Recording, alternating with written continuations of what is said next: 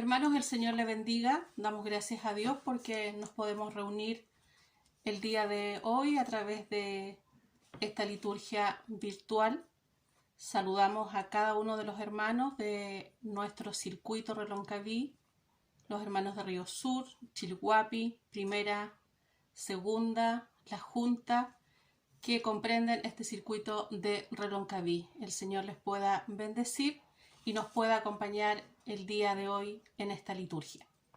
Vamos a tener un momento de oración en donde vamos a invocar la presencia de nuestro Señor en medio de esta liturgia. Oremos. Señor, en esta hora te damos gracias porque tu pueblo ha dejado un tiempo para poder congregarnos en tu nombre, para poder dejar aquellas preocupaciones en tus manos, poder dejar aquello que nos inquieta y poder libremente en estos momentos elevar nuestra voz a ti a través de las oraciones, a través de la lectura de tu palabra, a través de las alabanzas, himnos que podamos entonar. Queremos que todo lo que podamos hacer en este día pueda llegar al trono de tu gracia. Bendice a cada una de las familias que están en su hogar, aquellos que a lo mejor postrados en una cama van a estar compartiendo esta liturgia. Bendícenos, cúbrenos y que podamos sentir tu presencia en nuestros corazones. En el nombre de tu Hijo Jesús. Amén. Uniremos nuestras voces en el himno Grande es tu fidelidad.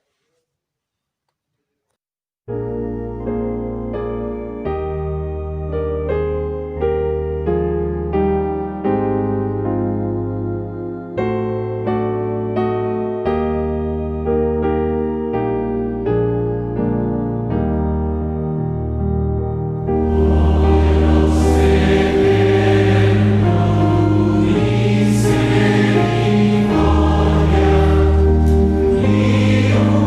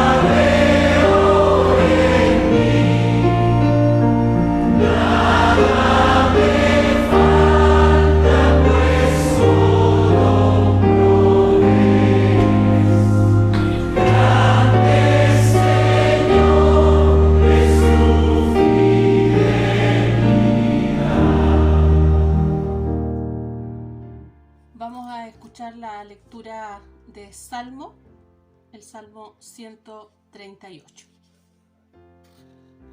Hermanos, los saludo en el nombre del Señor y voy a dar lectura al Salmo 138. Acción de gracias por el favor de Jehová. Te alabaré con todo mi corazón, delante de los dioses te cantaré salmos. Me postraré hacia tu santo templo y alabaré tu nombre por tu misericordia y tu fidelidad, porque has engrandecido tu nombre y tu palabra sobre todas las cosas. El día que clamé, me respondiste, me fortaleciste con vigor en mi alma. Te alabarán, oh Jehová, todos los reyes de la tierra, porque han oído los dichos de tu boca. Y cantarán de los caminos de Jehová, porque la gloria de Jehová es grande. Porque Jehová es excelso y atiende al humilde, mas al altivo mira de lejos. Si anduviere yo en medio de la angustia, tú me vivificarás. Contra la ira de mis enemigos extenderás tu mano, y me salvará tu diestra. Jehová cumplirá su propósito en mí. Tu misericordia, oh Jehová, es para siempre. No desampares la obra de tus manos. Amén. Señor, por la lectura del Salmo 138. Mientras tenemos un momento de oración en silencio con el Señor, en donde vamos a confesar nuestras faltas, vamos a escuchar una alabanza de confesión al Señor.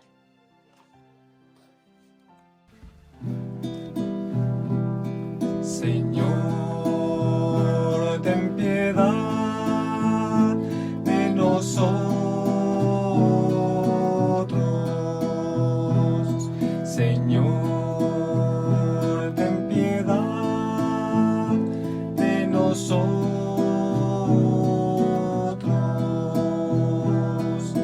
Cristo, ten piedad de nosotros.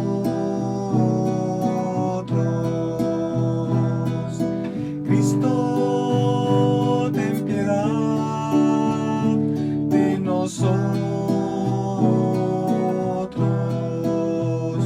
y de mí, Cristo, apiádate. Contra ti yo pequé y de mí, Cristo, apiádate. Contra ti yo pequé. Señor, ten piedad de nosotros.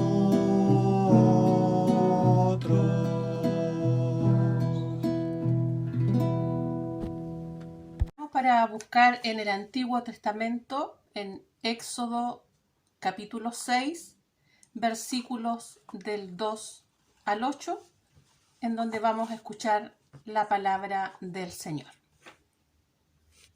Hermanos, les saludo en el amor del Señor. Daré lectura al libro de Éxodo 6, de los versículos 2 al 8. Habló todavía Dios a Moisés y le dijo: Yo soy Jehová. Y aparecía a Abraham, a Isaac y a Jacob como Dios omnipotente. Mas en mi nombre Jehová no me di a conocer a ellos.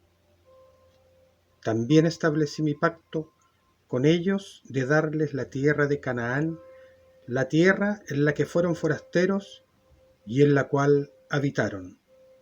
Asimismo, yo he oído el gemido de los hijos de Israel, a quienes hacen servir los egipcios, y me he acordado de mi pacto. Por tanto, dirás a los hijos de Israel: Yo soy Jehová, y yo os sacaré de debajo de las tareas pesadas de Egipto, y os libraré de su servidumbre, y os redimiré con brazo extendido y con juicios grandes. Y os tomaré por mi pueblo, y seré vuestro Dios. Y vosotros sabréis que yo soy Jehová, vuestro Dios, que os sacó de debajo de las tareas pesadas de Egipto. Y os meteré en la tierra por la cual alcé mi mano, jurando que la daría a Abraham, a Isaac y a Jacob. y yo os daré por heredad. Yo, Jehová. Palabra de Dios. Amén. El Señor pueda bendecir la lectura de su palabra y a nuestro hermano. Vamos a entonar nuevamente un himno, el himno Salvador, a ti me rindo.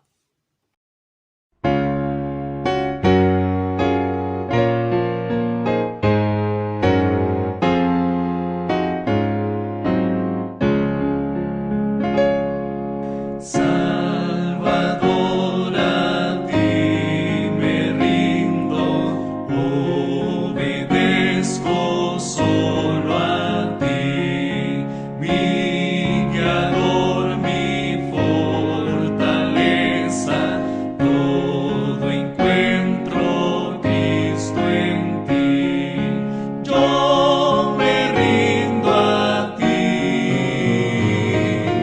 Yo me rindo a ti, mis flaquezas, mis pecados, todo rindo a ti.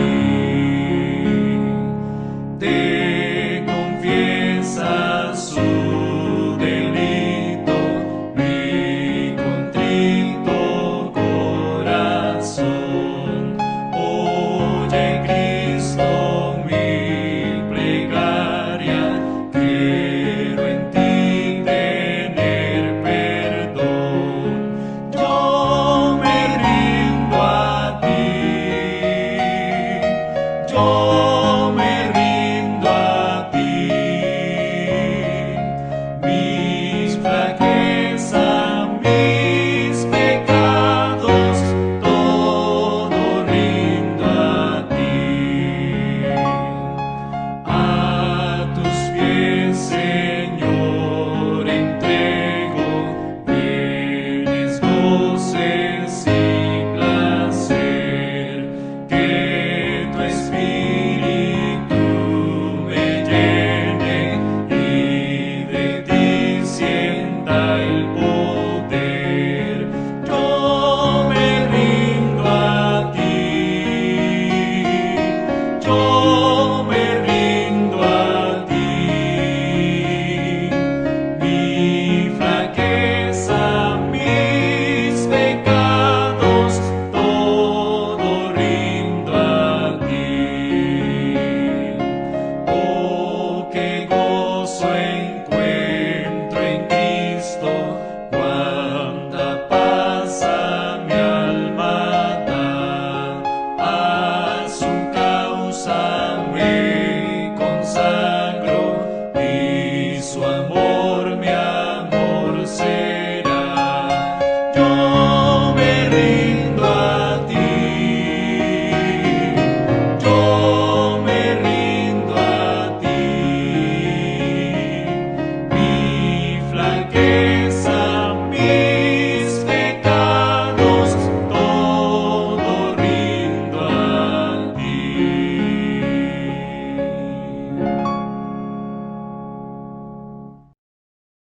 Queremos ahora en el Nuevo Testamento la lectura que se encuentra en Romanos, capítulo 11, de los versículos 33 al 36, la cual escucharemos en este momento. Hermanos, les saludo en el nombre del Señor. Daré lectura al libro de Romanos, capítulo 11, versículos del 33 al 36. Oh profundidad de las riquezas, de la sabiduría y de la ciencia de Dios. Cuán insondables son sus juicios e inescrutables sus caminos. Porque, ¿quién entendió la mente del Señor? ¿O quién fue su consejero?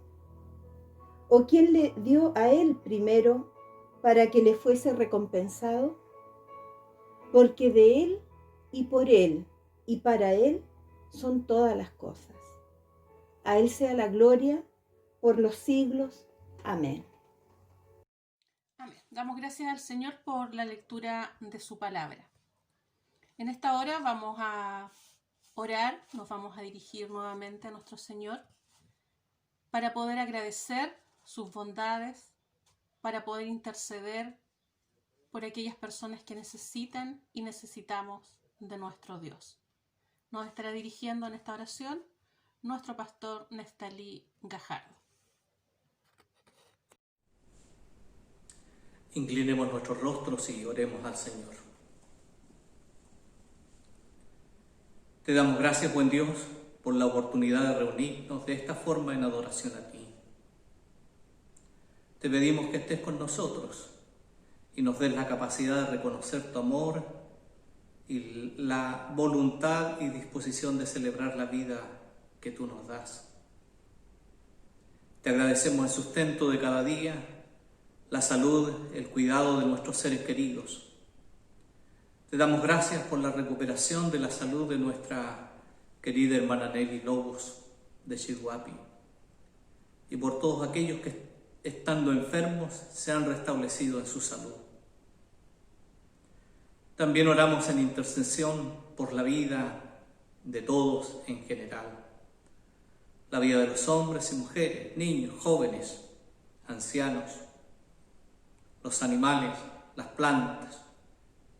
Intercedemos por un mundo en el que todos puedan vivir en armonía, para que en medio de esta crisis sanitaria tengan valor para celebrar la vida y comprometerse con ella.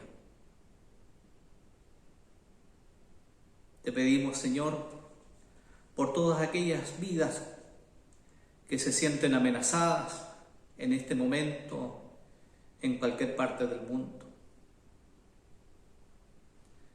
Te pedimos por cada uno de aquellos que están enfermos, por la protección de los más débiles, porque tenemos la confianza que tú, Señor Dios, cuidas y te preocupas por cada uno de ellos.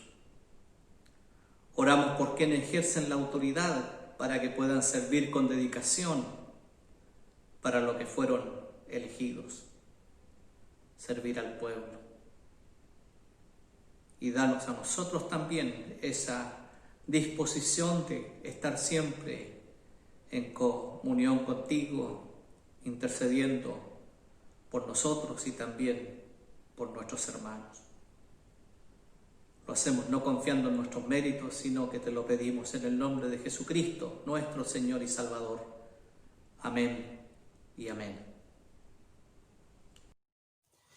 Bien, como hoy es el primer domingo del mes de septiembre, nuestro culto de acción de gracia, vamos a ofrendar, vamos a entregar nuestros diezmos y contribuciones a los respectivos tesoreros, ¿cierto?, de cada congregación.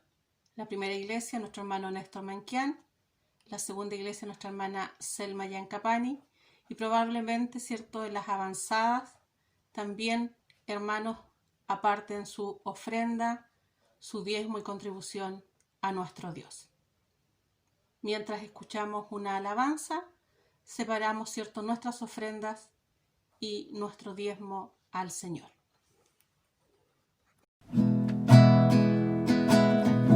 Aclamad a Dios con alegría, toda la tierra,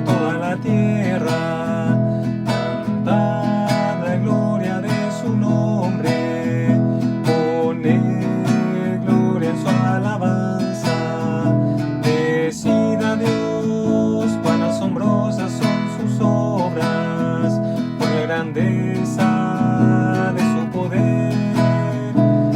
Someterán a ti tus enemigos, toda la tierra te adorará y cantarán a ti, cantarán a tu nombre y cantarán a ti, cantarán a tu nombre.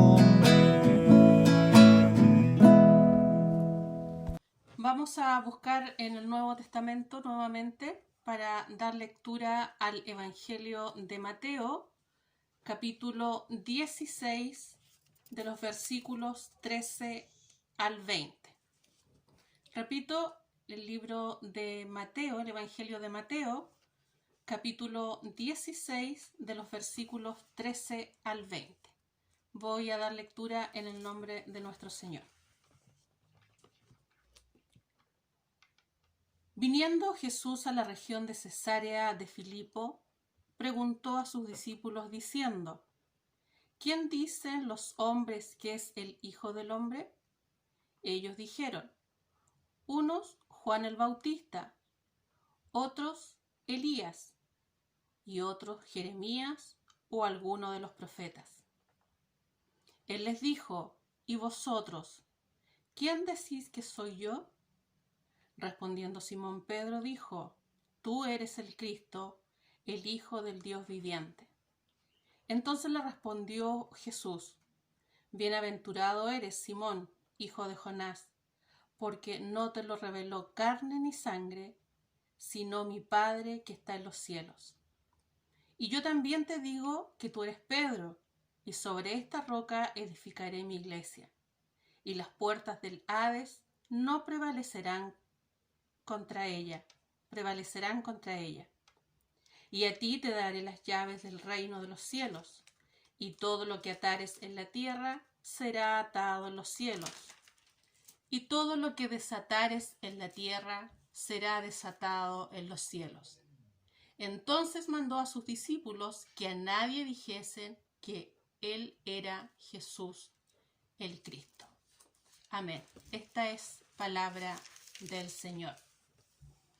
Antes de darle la oportunidad a nuestro pastor que nos entregará el mensaje de su palabra el día de hoy, vamos a entonar la alabanza: la palabra del Señor no vuelve a él vacía.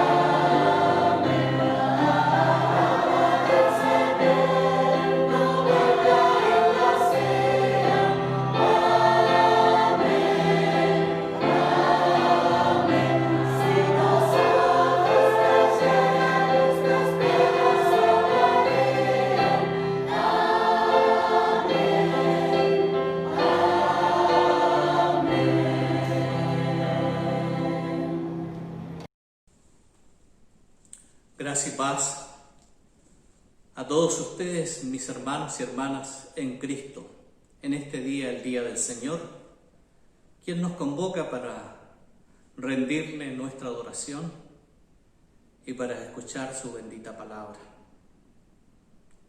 Inclinemos nuestros rostros y pidamos la inspiración del Señor. Dios y Padre nuestro, pedimos la inspiración de tu Santo Espíritu para que guíe nuestros pensamientos y todos nuestros sentidos atentos a escuchar tu palabra, a meditar sobre ella. Que y podamos encontrar el sentido para nuestra vida. En el nombre de Cristo Jesús, nuestro Señor y Salvador. Amén y amén. Las lecturas bíblicas de este 14º domingo después de Pentecostés, las que hemos escuchado con bastante atención, nos invitan a reflexionar sobre varios puntos esenciales en el marco de nuestra identidad como creyentes en el Dios que se revela y se da a conocer en la historia de la humanidad. En primer lugar, el salmo de este día tiene una particularidad de ser un salmo individual, donde una persona canta o recita este salmo de alabanza, donde agradece a Dios por la ayuda de la cual ha sido objeto. Y en su alabanza renueva su confianza en Dios. Pero el hecho de que sea un individuo el que agradece, eso no significa que esta sea una acción individualista, porque el lugar de la alabanza es la adoración, y la adoración se celebra en comunidad. De manera que la persona salvada invitó amigos, parientes, familiares y probablemente a todo el pueblo. Y aunque el salmista quiera alabar y dar gracias a Dios porque se ha salvado de una situación difícil, involucra a la comunidad porque es en ella donde él está inserto. Y así lo hacemos también nosotros cuando hemos recibido el favor de Dios, lo compartimos, alabamos a Dios por ello y lo hacemos partícipe a la comunidad. El testimonio bíblico nos enseña que la vida es propiedad de Dios. Y también esa vida que no puede florecer, que no puede ser con mucho una vida plena, también es de Dios. Los cristianos conscientes de ello estamos llamados a celebrar la vida que Dios da y que Dios mantiene, aún en aquellas vidas complejas y difíciles que algunos tienen que vivir. En el Salmo tenemos palabras de aliento para que el Señor sea alabado. Son un incentivo y al mismo tiempo una invitación para que la comunidad celebre y alabe a Dios. Es interesante cómo el salmista alaba mientras trata de hablar de su salvación, mientras relata la acción de Dios. Testifica que fue salvado de una situación en la que su vida estaba amenazada. Y esta salvación es precisamente lo que provoca la alabanza. Alabanza que nace de la acción de Dios. Alabar el nombre del Señor es alabar un nombre que es sobre todo nombre.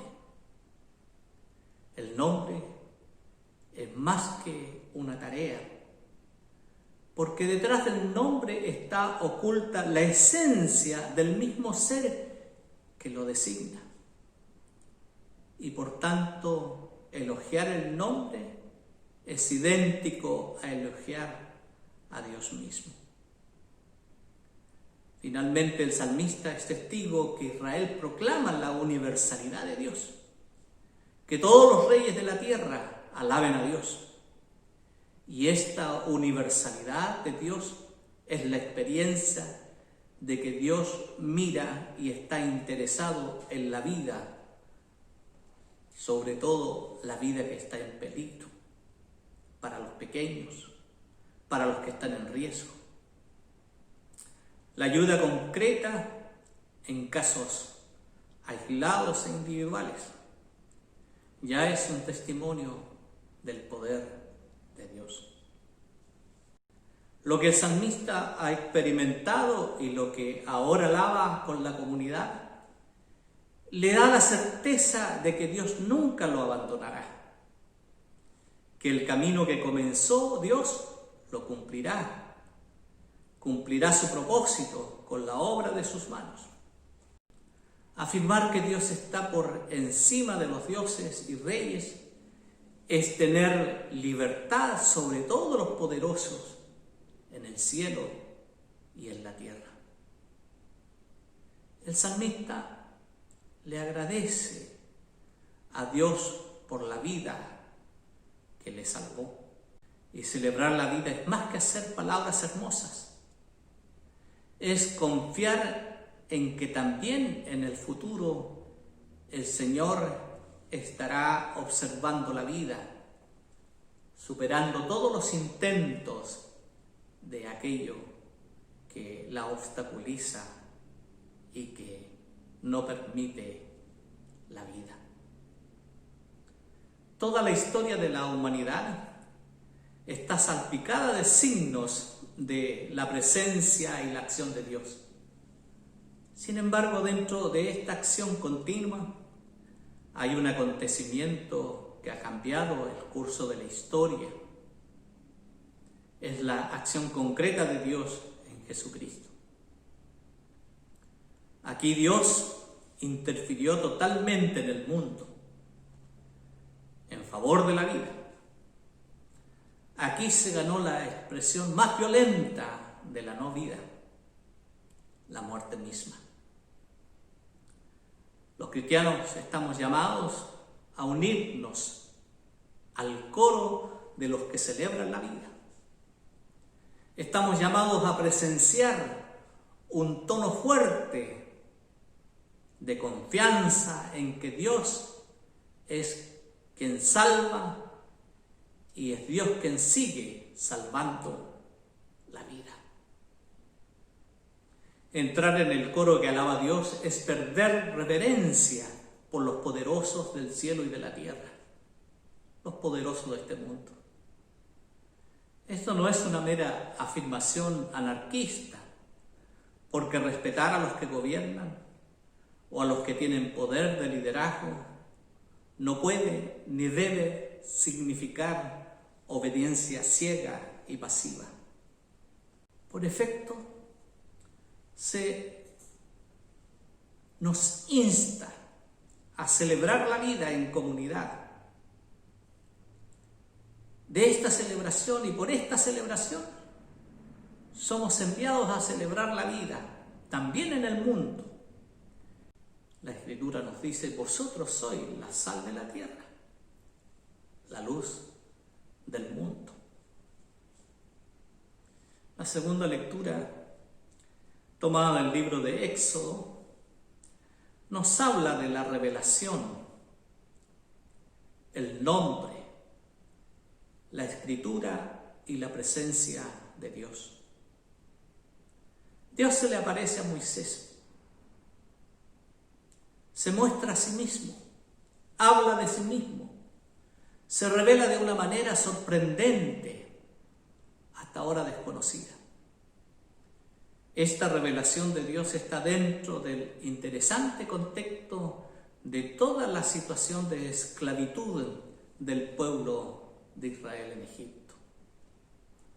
La revelación de Dios a Moisés está situada especialmente en un momento de fragilidad y temor de Moisés, quien se siente amenazado ante el poder del faraón y duda de su propia vocación. Dios se revela en ese momento a Moisés y al pueblo esclavo como el Dios que cumple sus promesas, que recuerda los pactos hechos anteriormente y se presenta como el Dios en el que el pueblo puede confiar. Se ofrece ser Dios de ese pueblo de manera gratuita, basada en una confianza mutua.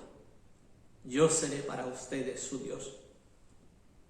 En este 14º domingo después de Pentecostés o de Trinidad, tenemos estos textos que nos hablan de la manera que Dios se revela y da a conocer en tiempos difíciles. Se revela de una manera inusual, inesperada, en una situación límite del pueblo hebreo. Y también hoy en día, Dios habla. También escucha. También ve, percibe lo que pasa, lo que sucede. Como pasó con Moisés y el pueblo hebreo. Descubrir en Dios una nueva imagen, una nueva manifestación inesperada, siempre es impactante, porque la humanidad siempre ha pecado el mismo pecado de Moisés. La arrogancia de la cual ya conocemos a Dios y a quien hemos dominado sus actos, que ya sabemos como Dios, se manifiesta y se revela. De esta manera queremos tener a Dios en nuestras manos, sentir seguridad e impedir que Dios haga o siga apretando y siendo Dios también de aquellos pueblos, grupos y seres que consideramos a veces insignificantes e indignos. Cuando entramos a calificar y decir, no, ¿qué lo va a tomar en cuenta Dios? La revelación de Dios está siempre presente, renovada, y es contextual, es situacional, es de acuerdo con la necesidad de un pueblo específico. Ilustra las bendiciones de Dios a su pueblo. El texto nos da luz, nos da discernimiento, ilumina nuestra mente para que en el momento de la revelación estemos preparados como Moisés, tal vez temerosos, pero capaces de luchar contra nuestro miedo, capaces de aceptar la increíble revelación de Dios. Hemos iniciado nuestra reflexión con la invitación del Salmo a alabar a Dios. El texto del apóstol Pablo a los romanos que hemos leído o escuchado también va en esa dirección. Es un himno que alaba a Dios, pero que a la vez revela el misterio de Dios en una exclamación de adoración por la profundidad de riqueza, sabiduría y conocimiento de Dios, de juicios indescifrables, de caminos impenetrables. ¿Quién conoce la mente del Señor? ¿Quién puede igualar a Dios en el conocimiento? ¿Quién es su consejero o su asesor? ¿Quién puede ser igual a Dios? ¿O quién puede ser igual a Dios en sabiduría? ¿Quién le dio a Dios algo para tener derecho a devolverlo? ¿Quién puede igualar a Dios en su riqueza? Y el himno termina diciendo que todo viene de Dios. Todo existe a través de Él. Y todo existe para Él. Y finalmente concluye diciendo, a Él sea la gloria por siempre. Amén. Es un hermoso poema con un alto grado de perfección. Canta alabanza de Dios, cuya magnitud sigue siendo inalcanzable para el ser humano y cuya acción va más allá de todo entendimiento. El himno del apóstol encierra o cierra más bien el bloque temático que va del capítulo 9 al 11, en el que el apóstol Pablo analiza el problema de la desobediencia de Israel. Es el pueblo del pacto y las promesas. Entonces, ¿cómo se explica él? En su mayor parte, se negó a la fe en Jesucristo y está separado de la salvación en él. Para el apóstol Pablo, el mismo judío, la obstinación de su pueblo es dolorosa. Lo lleva a profundas reflexiones sobre la justicia de Dios, sobre su libertad de elegir y rechazar. Pero el apóstol no se detiene ahí. No deshonró a Israel de su culpabilidad y afirma, sin embargo, que Israel no está perdido. Su pecado solo demuestra que no hay salvación, sino solo por gracia. Y en este Israel es típico de la gente en general. La infidelidad humana es vencida por la fidelidad de Dios. La salvación de Israel reside en la justificación libre del pecador. La gracia de Dios triunfará sobre el pecado. Y es una de las razones precisamente por qué el apóstol Pablo canta el himno que hoy hemos escuchado en su lectura. El apóstol glorifica a Dios porque donde abundan los pecados, allí abundó la gracia. Por tanto, el himno no es una expresión de la renuncia de Pablo sobre los caminos sombríos de Dios, sino más bien de la exaltación de la riqueza divina, de sus maravillosos caminos y juicios. Como todos son pecadores, todos dependen de la misericordia divina. El himno no venera a un Dios enigmático al que el ser humano no tendría acceso y ante cuya arbitrariedad debe capitular y doblarse en silencio. Todo lo contrario. Pablo habla de las maravillas de Dios, que van mucho más allá de lo que cualquier ser humano puede imaginar y anhelar o pensar. Tiene una profunda postura de admiración. Cómo Dios es rico en misericordia, en recursos y posibilidades. Ni siquiera la muerte limita su acción, porque Dios resucita de los muertos a Jesús. El mundo refleja la sabiduría del Creador. E incluso lo que parece insensato ante el mundo es más sabio que toda la sabiduría humana. Y por último, también en el conocimiento de Dios es insuperable. Aún no hemos podido saber cómo Dios nos ha conocido. Y por Él hemos sido escogidos.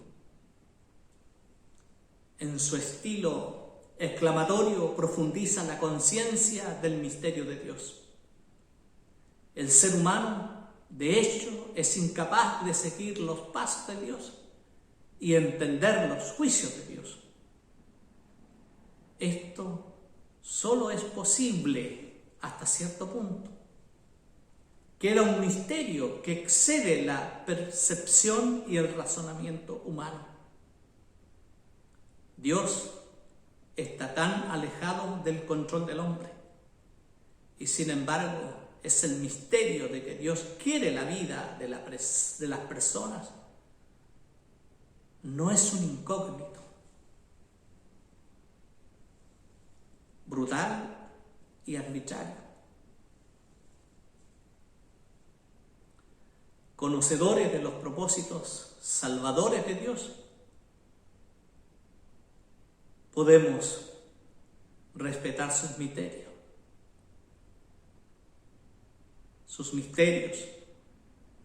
y confiar en Él sin tener miedo. Las 3 preguntas retóricas del texto pretenden sofocar toda audacia y derrocar toda arrogancia humana. Nadie es como Dios, aunque se comporte. Hay una diferencia cualitativa entre el creador y la criatura que requiere modestia. Dios y gracias a Dios. No depende de los hombres, científicos, consejeros, financistas o prestamistas. Por el contrario, el ser humano depende de Él, y aunque no lo admita, porque todo tiene su origen en Dios. Todo existe a través de Él, como también Él es el blanco al que todo está dirigido. Pablo marca claramente una distancia entre el panteísmo filosófico de la época. No dice que Dios lo es en absoluto. El creador no pretende confundirse con la creación. Dios no se identifica con todo, sigue siendo el Señor de todo y que está por sobre todo. Para nosotros hay un solo Dios, el Padre, del cual proceden todas las cosas, y nosotros somos para Él. Hay un Señor, Jesucristo, por medio del cual son todas las cosas, y nosotros por medio de Él. Pero no en todos hay ese conocimiento. En este texto del apóstol escrito a los romanos, hay una alusión directa a las 3 personas: a Dios el Creador, de quien vienen todas las cosas, a Jesucristo, a través del cual son todas las cosas, y al Espíritu Santo, el que los lleva a su objetivo propuesto. Dios es rico en misericordia, digno de toda confianza, aun donde era incomprensible, maravilloso en su acción y juicio. Y el apóstol Pablo llegó a conocerlo en Jesucristo y en la experiencia del Espíritu Santo.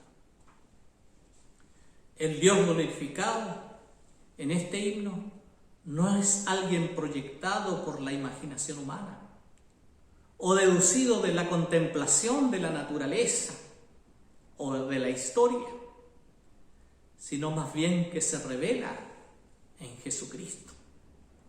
Jesucristo es la mayor expresión de la revelación de Dios.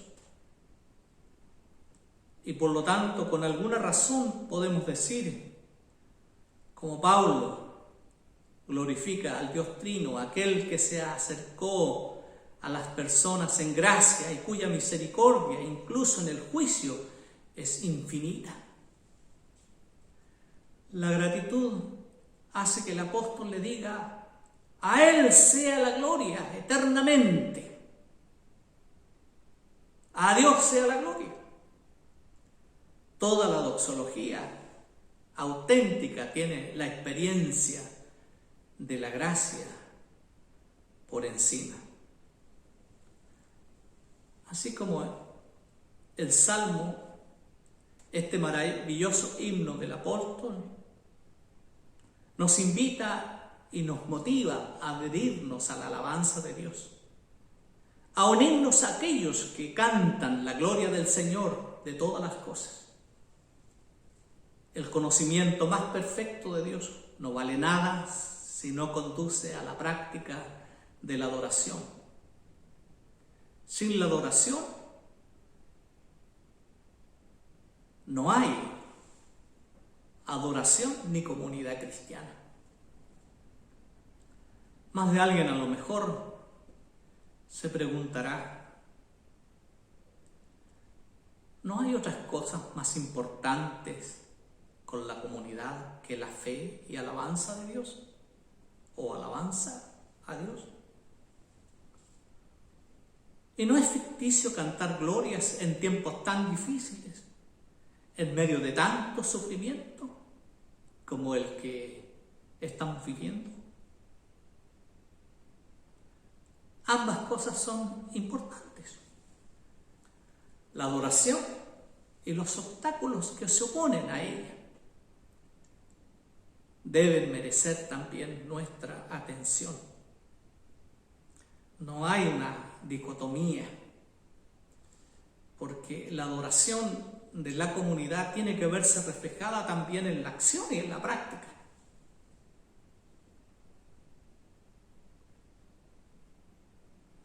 Es importante preservar el lado a lado de la acción cristiana en la sociedad y la adoración a Dios.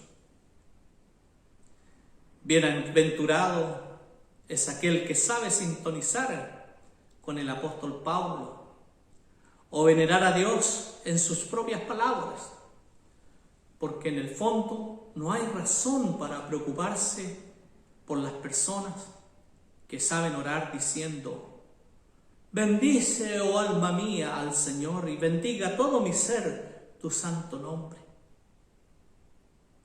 Motivo de preocupación son aquellos cuya boca es muda, que glorifican a los ídolos en el lugar de Dios, que no tienen tiempo para agradecer o que siempre deben estar activos.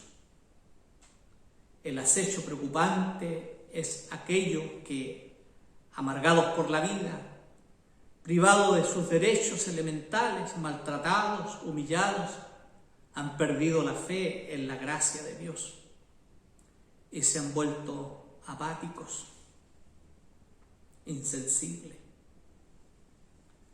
Por eso, el empoderamiento de las personas en alabanza a Dios se da mediante la palabra y la acción. De todos modos, sin adorar a Dios, la vida humana está gravemente deteriorada, porque esa es la alabanza en el reconocimiento de la manifestación de Dios. Es que surge el compromiso también con aquellos a los cuales Dios ama y por quien se ha entregado enteramente. Pero hay demasiados obstáculos que superar para dar verdaderamente a Dios la alabanza. El imperio del mal, por ejemplo, la injusticia, el hambre, la violencia, la muerte, hace para muchos que sea difícil y se hace imposible la fe en Dios y la glorificación de su nombre. Y dicen, si Dios fuera Dios, no podría permitir tanto sufrimiento inocente y tantas cosas absurdas que suceden. Hay demasiado rompecabezas en nuestras vidas y en nuestro mundo. Cosas que no entendemos y bajo las cuales estamos tan preocupados. Esas nos limitan con Dios y al mismo tiempo dificultan el que podamos honrar, adorar y bendecir a Dios. Alabar a Dios es difícil, pero de ninguna manera imposible. Y es lo que aprendemos precisamente de la experiencia de la cual nos habla el apóstol Pablo. También tuvo que superar los impedimentos. Cuando se interroga y se pregunta, ¿cómo podría Dios permitir que su pueblo Israel, el pueblo escogido, con quien había hecho el pacto, que ese pueblo sea rechazado o haya rechazado a Jesucristo? Es lo que agitó al apóstol y le hizo preguntar por la justicia de Dios, por su poder. La fe de Pablo frente a un enigma tan grande fue arrojada a una profunda crisis. Pero él lo supera, dándose cuenta de que Dios, aunque sus caminos son inescrutables, es para el bien de las criaturas, no para el mal. Que la infidelidad de Israel es grande. Son grandes.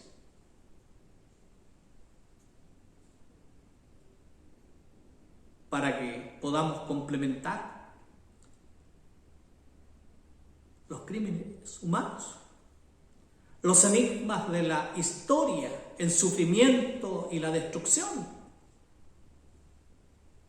Pero mayor que todo esto es el amor de Dios, del cual nada puede separarnos, ni siquiera la muerte. Por esto,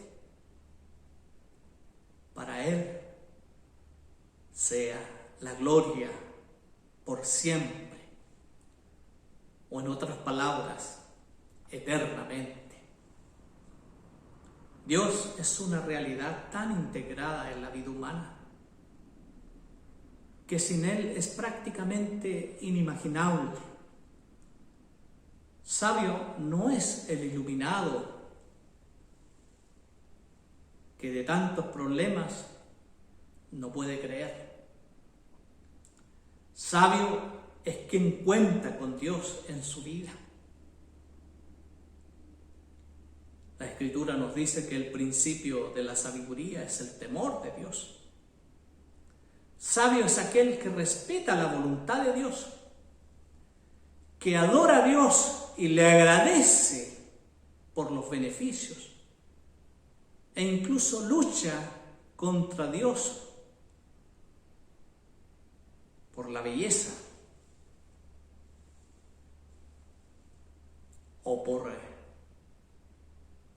la vida compleja y difícil que tiene que vivir o experimentar, como lo fue en el caso de Job. Quien no cree no es ateo, es tonto, presuntuoso, un pobre hombre del que es necesario tener compasión. La Biblia lo dice. A pesar de ser consciente de la relatividad de todo ser humano, hablando de Dios, nadie puede describirlo realmente. Nadie lo ha visto nunca, como dice el Evangelio de Juan. Sus juicios son inescrutables. Y sin embargo, esto no impide que la gente de la cual la Biblia nos habla se relacione con Él muy directamente. Dios es el tema más importante de la vida. Sin Él, la gente pierde.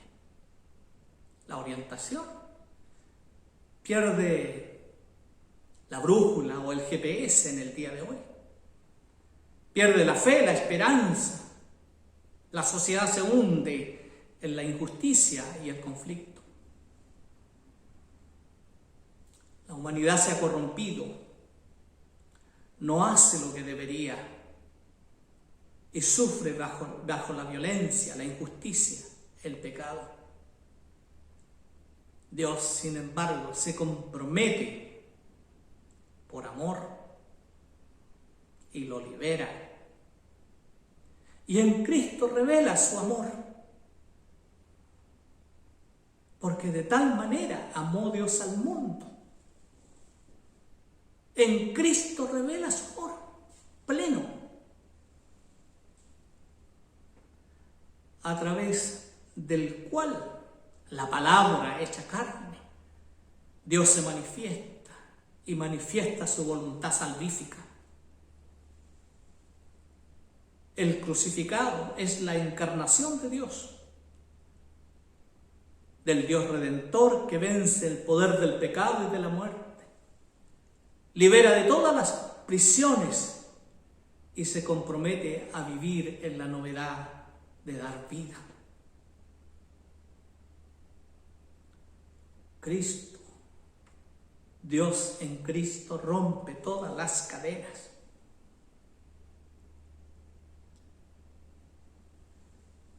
Por lo tanto, se nos desafía y se nos invita, se nos convoca, se nos motiva a celebrar a este Dios que se revela y que se da a conocer. Dios nos guía, Dios nos ayuda en nuestras luchas contra el mal, nos lleva a la meta propuesta de la resurrección de los muertos y de la vida eterna. Es el Espíritu Santo, el poder del Dios viviente, el que lo hace y el que renueva la vida humana y da futuro y esperanza, incluso donde la muerte parece triunfar.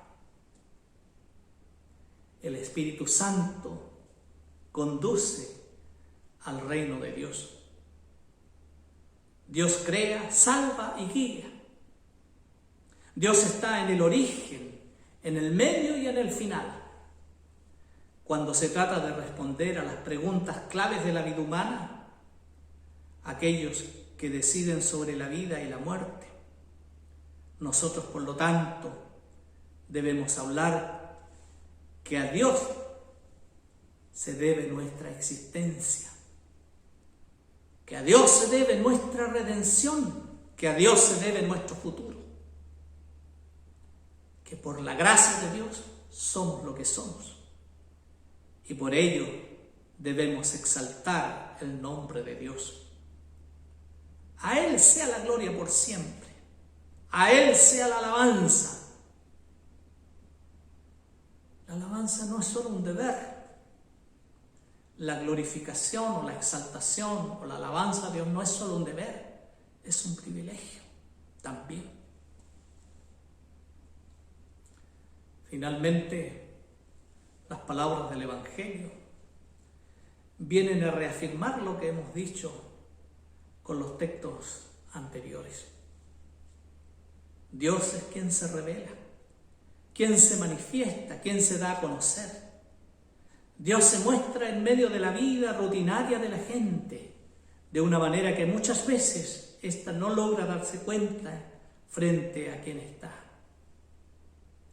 De muchas maneras Dios se había revelado en la historia de Israel y ahora lo hace por medio de Jesús de Nazaret, el Cristo, el Mesías, el ungido de Dios.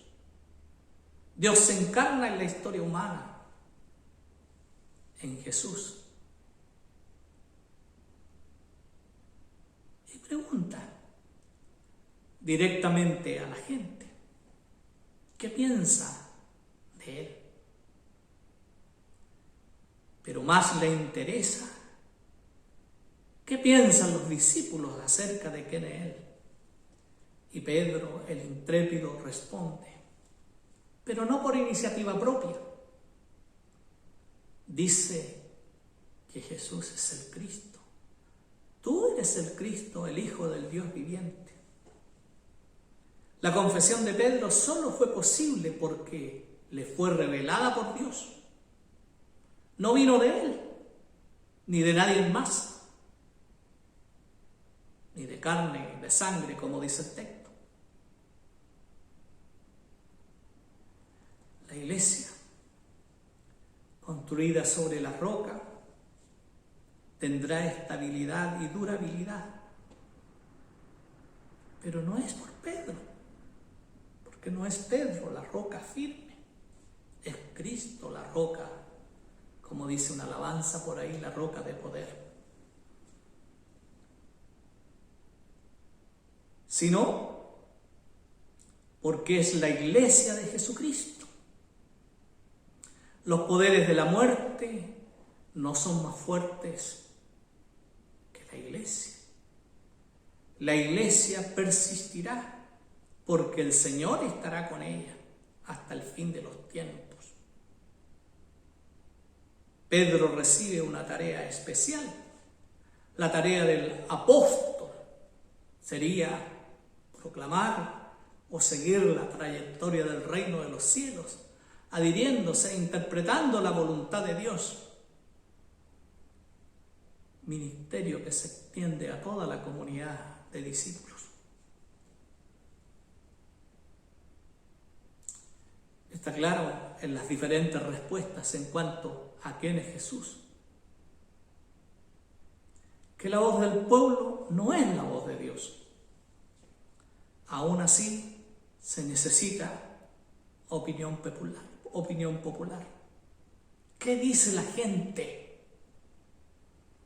Preguntar lo que los demás piensan de nosotros no significa necesariamente dejarse guiar por el juicio de los demás. La pregunta es necesaria porque estimula la reflexión, aporta a la claridad y provoca decisiones. Además, ayuda a entender si somos capaces de comunicar lo que somos.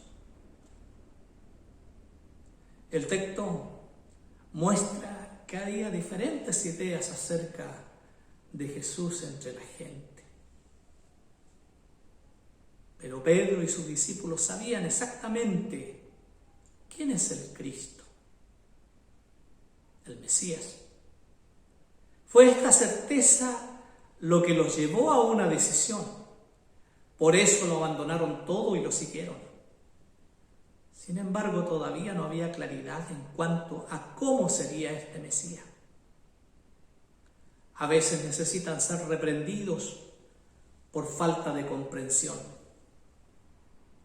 La iglesia peregrina conoce al Mesías con una visión oculta, como en un espejo, todavía. La comparación entre Jesús y los grandes personajes de la religión judía indicaba reconocimiento. Pero Jesús representaba mucho más. Y la diferencia se notó. ¿Fue una diferencia de él? La diferencia no se notó. ¿O se notó? Pero el texto nos da pistas. Aporta para entender otra explicación. Dice que la confesión de Pedro no vino de él. Fue revelada por Dios. Uno no llega a la comprensión simplemente por la reflexión personal, incluso si es necesario. Es cierto. Esto nos pone en el reino de la gracia y el don de Dios. Por supuesto que está la pregunta, si Pedro recibió tal revelación, ¿por qué otros no la recibieron? ¿La gracia es algo destinado a pocos elegidos? Ciertamente que no. Para recibir la gracia que nos permite percibir la diferencia, también es necesario estar dispuesto a despojar a los propios conceptos, anhelos y expectativas, o nuestros propios preconceptos.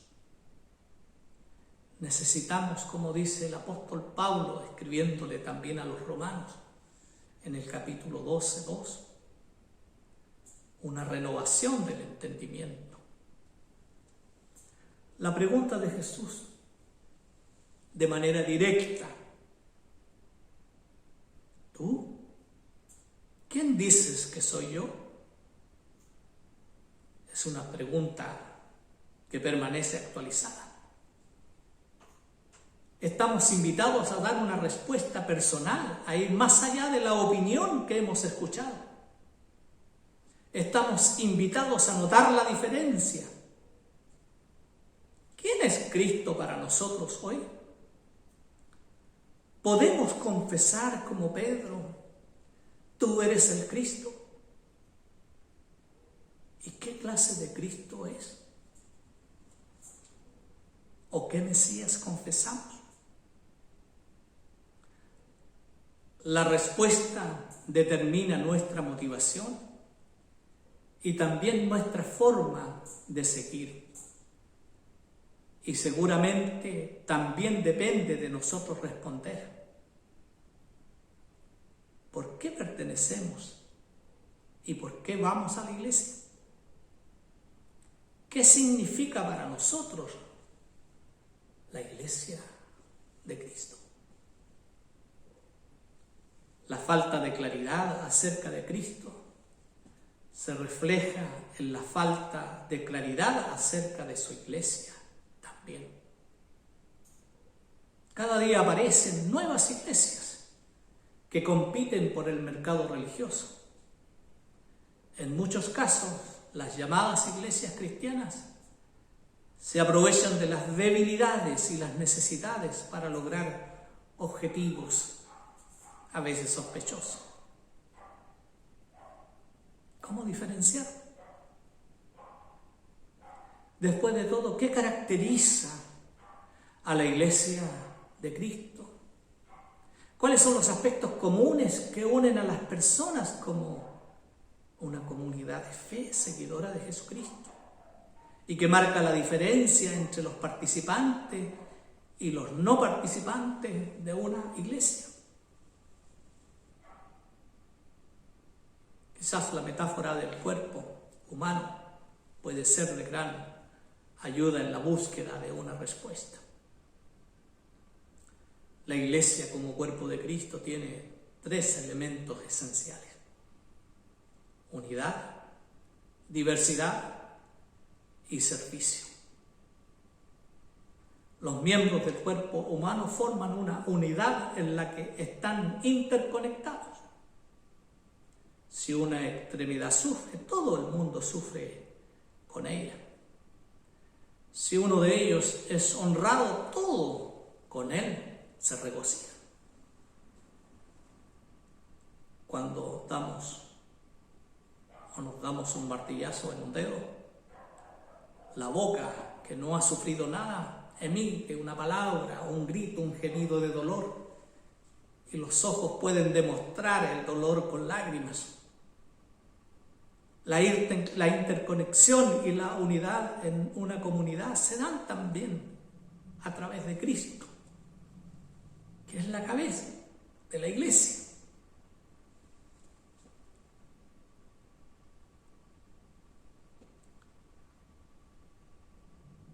Bautizados en un solo cuerpo, los miembros de una comunidad manifiestan la unidad por medio de la fe en el Dios Trino,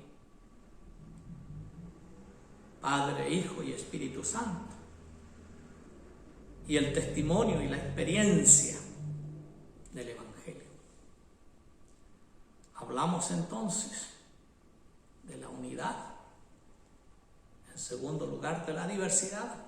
Así como los miembros del cuerpo son diferentes y tienen diferentes funciones, también una comunidad cristiana se compone de personas con diferentes ideas y diferentes dones. La diferencia no debe alimentar sentimientos de inferioridad o discriminación, sino señalar la necesidad de complementar. Ningún miembro es autosuficiente. Cada persona tiene algo que dar y recibir. Cada persona tiene un don y cada regalo es importante y necesario para el desarrollo de la comunidad de fe. Y en tercer lugar, el servicio. Los miembros no viven por sí mismos, sino que están al servicio del cuerpo. La iglesia no es un proveedor de servicio, pero tiene el servicio, la diaconía como esencia. Por eso busca la comunión, la solidaridad, el compartir, la paz, la justicia. El servicio se pone a la búsqueda de la grandeza, el honor. La iglesia es el lugar del dominio viviente de Dios. Aquí es donde se pone en práctica una nueva forma de actuar que tratará de infectar a toda la sociedad. Porque la iglesia de Cristo está llamada a ser la sal y la luz del mundo. Es ella quien debe influir en la sociedad y no al revés. La iglesia hará bien en aplicar el método de Jesús y pedir la opinión popular. Pero la sociedad no determinará quién es Cristo y cuál es su iglesia. Porque la iglesia de Cristo está formada por personas que aceptan el dominio de Dios y no se ajustan a este siglo. Queridos hermanos y hermanas, cada uno de los textos de este día nos muestran la forma como Dios se quiere dar a conocer y entrar en una relación cercana y directa para que podamos descubrir el verdadero sentido de la vida que Él nos regala, para honrarle, bendecirle y exaltarle en todo tiempo y en todo lugar. A Dios sea la gloria por los siglos de los siglos. Amén. Damos gracias a Dios por la reflexión de su palabra en el día de hoy. Para ir finalizando esta liturgia del día de hoy, domingo 6 de septiembre, vamos a entonar el himno Sublime Gracia. Después le vamos a pedir a nuestro pastor que nos entregue la bendición final. Que el Señor les bendiga, hermanos, a cada uno de ustedes y podamos tener una hermosa semana.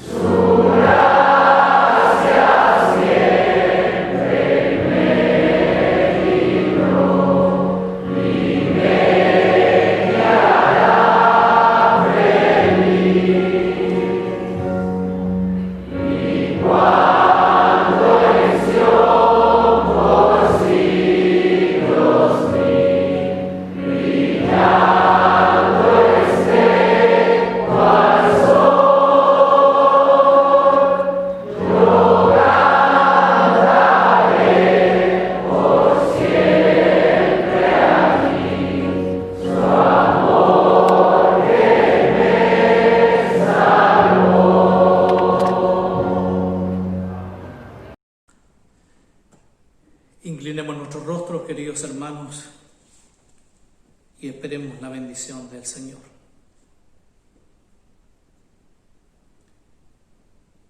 Dios y Padre nuestro,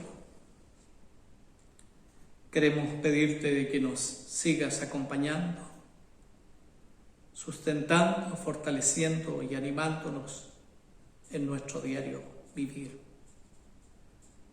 Danos la seguridad de sentir tu cercanía, tu compañía, tu presencia y tu inspiración.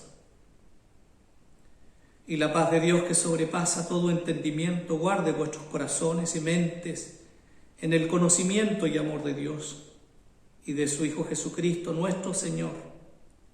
Y la bendición del Dios Todopoderoso, Padre, Hijo y Espíritu Santo, sea con cada uno de vosotros y permanezca en vosotros para siempre. Amén y amén.